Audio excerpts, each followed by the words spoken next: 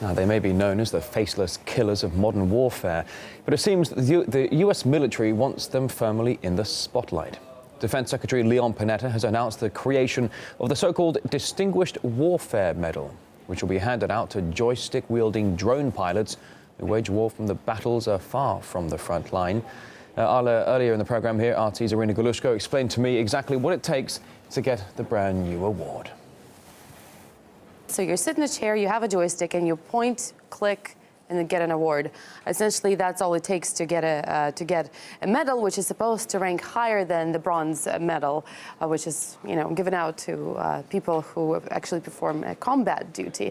But according to the Pentagon criteria, and I'm going to cite it here, it will be recognizing a single act that directly affects a combat operation, does not involve an act of valor, and warrants an award higher than the bronze medal. So instead of having to go to the front line and risk the extreme bloody violence there, you can just sit in your recliner with a joystick and maybe a cappuccino, for example, and just wage war from about 8,000 miles away. Yes, perhaps there's a basic knowledge of the territory somewhere in the border between Afghanistan and Pakistan that's involved. But let's compare it just sitting around, basically just sitting at a base, to doing something like something that was done by Sergeant William Stacy in 2011. He received a bronze medal, a bronze star, which is considered to rank below this medal that we're talking about. Now, what he did was receiving fire along with his squad from 10 or 12 enemy fighters from 5 separate fighting positions. Though outnumbered, Stacy and his squad held back numerous flanking attempts amidst accurate enemy grenades and large caliber fire. He was hailed for unquestionably saving the lives of his Marines. This is a citation from his award citation, and he actually died in combat in January of 2011. So again, this man apparently did a lot less than what a person sitting at an army base and pointing a mouse and clicking on a territory somewhere in the Middle East is going to do. So you talk about silver stars, bronze stars, which, as you say, have now been outranked. The men awarded with those, they must have been praised for some very heroic deeds. Is that this colonel that you're talking about here?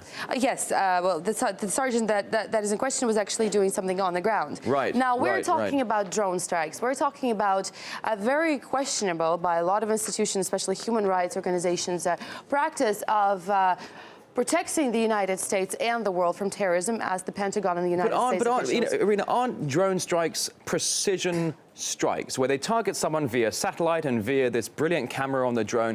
They never hit civilians. They only hit militants, right? That is the official version, but they had to change that tune, which they have been, and by them I mean the American officials, the Pentagon officials. They stuck by that rhetoric for years until I think roughly 2006, when they had to acknowledge that yes, indeed, at least at best, half of the people who are being killed by the drone strikes are actually innocent bystanders. In fact, there has been a research done by various universities. There was a study from the New York University School of Law, as well as Stanford University Law School, and they have said that roughly out of those killed, only 2% are actually high importance targets. That is, only 2% of people who are being killed are known terrorists. So 98% happen to be whoever it is. Very, very disturbing numbers, Irina. The numbers are disturbing, and I'd like to go back and remind you that now people who are doing this and who are basically responsible for it are going to be awarded a medal